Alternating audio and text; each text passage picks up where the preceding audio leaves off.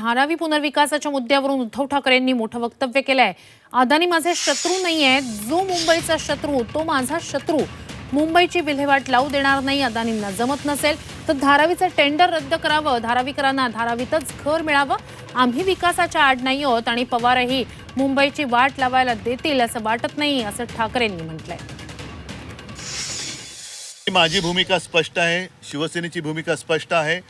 अदानी कोणाचे मित्र, अदानी कोणाचे शत्रू, अदानी काय माझे शत्रू नाही आहेत, पण जो मुंबईचा शत्रू तो माझा शत्रू। त्याच्यामुळे जो कोणी मुंबईची विल्हेवाट लावायला येत असेल त्याला मी मुंबईची विल्हेवाट लावू देणार नाही। तो कोणाचाही मित्र असू दे, कोणाचाही शत्रू असू दे, जो मुंबईचा शत्रू तो मुंबईकरांचा शत्रू।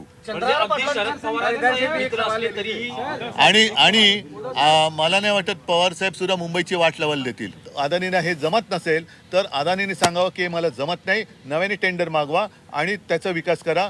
परत एकदा सांगतो, धारावीचा विकास झाला पाहिजे। धारावीच्या विकासाच्या आड आम्ही नाही। धारावीकरांना त्यांच्या उद्योगांसह तिथल्या तिथे घरे मिळालंच पाहिजे।